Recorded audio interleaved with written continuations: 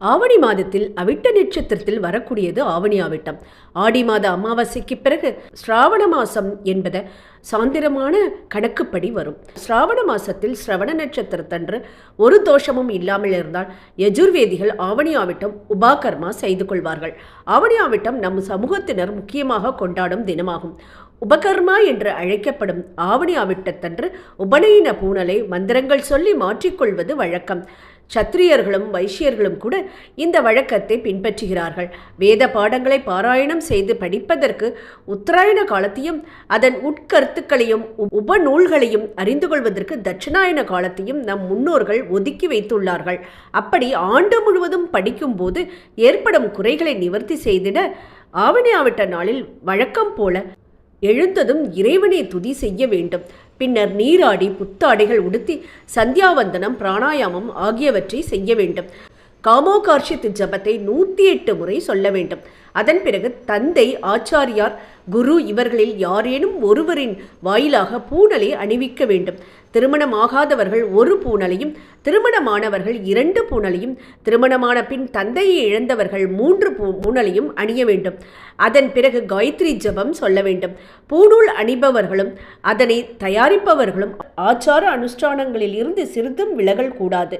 ஆவணி ஆவிட்டத்தன்று பூணூல் அணியும் இளைய தலைமுறையினரும் இதன் முக்கியத்துவத்தை உணர்வது அவசியம். குருமுகமாக குருவை கொண்டே செய்ய வேண்டும். வீட்டில் ஆச்சாரியர்களை வரவழைத்து காயத்ரி மந்திரம் ஜபித்த பின் பூணல் போடுவார்கள்.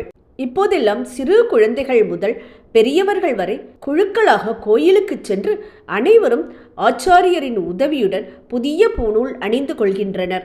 3 வயது முதல் 5 வயதிற்குள் ஆண் குழந்தைகள் குருமுகமாக காயத்ரி மந்திரம் ஓதி குழந்தையை தந்தை மடி மீது அமர வைத்து முதலாக புதிய பூணல் போட்டு விடுவார்கள். இதை ஒரு திருமண விழா போலவே கொண்டாடுவார்கள். பூணூல் அணிவிக்கும் போது குரு சொல்லி தரும் ஜபம் ஓம் போர்பவஸ்வஹ தக்ஷவிதுர்வரேண்யம் வர்க்கோ தேவஸ்ய தீமஹி தீயோ யோனஹ பிரஜோதயாத். இந்த மந்திரத்தை தினமும் 3 வேளை கைமேல் அங்கவஸ்திரத்தால் மூடியபடி 108 அல்லது 1008 முறை ஜபிக்க வேண்டும். இதை தொடர்ந்து செய்தால் நம் பாவங்கள் அனைத்தும் விலகிவிடும் என்பது ஐதீகம். சுண்டு விரல் அடியிலிருந்து ஒவ்வொரு கணுவாக எண்ணி 3, மோதிர விரல் நுனி 1, நடுவிரல் நுனி 1, ஆட்காட்டி விரல் நுனி 1, கட்டை விரல் 2 கணு, ஆள்காட்டி விரலின் கீழ்கணு 1, நடுவிரலின் கீழ்கணு 1, மோதிர விரல் கீழ்கணு 1 என்று மொத்தம் 11 எண்ணிக்கையில் எண்ணி இந்த மந்திரத்தை ஓத வேண்டும். இது பாவங்களை போக்கும் நல்ல ஆரோக்கியம், அழகு, பலம், வீரியம், தேஜஸ் முதலியவற்றை தருகிறது. மனதை பரிசுத்தப்படுத்துகிறது. ஜபித்தவர்களுக்கு அஷ்டமா சித்திகளை கொடுக்கிறது. புத்திமானாக திகழச் செய்கிறது. காலையில் கிழக்கு முகமாக சூரியனை பார்த்து நின்று கொண்டு வஸ்திரத்தால் 2 கைகளையும் மூடி முகத்திற்கு நேராக வைத்து காயத்ரி மந்திரத்தை ஜபிக்க வேண்டும். மதியம் கிழக்கு முகமாக அமர்ந்து கைகளை மார்புக்கு நேராக வைத்து ஜபிக்க வேண்டும். மாலையில் மேற்கு முகமாக அமர்ந்து நாபிக்கு சமமாக கைகளை வைத்து ஜபிக்க வேண்டும். உலகம் சிறக்கவும், நாடு சிறக்கவும், நம் நகரம் சிறக்கவும், நமது கிராமம் சிறக்கவும், தனது வீடு சிறக்கவும் காயத்ரி ஜபத்தை சொல்ல வேண்டும்.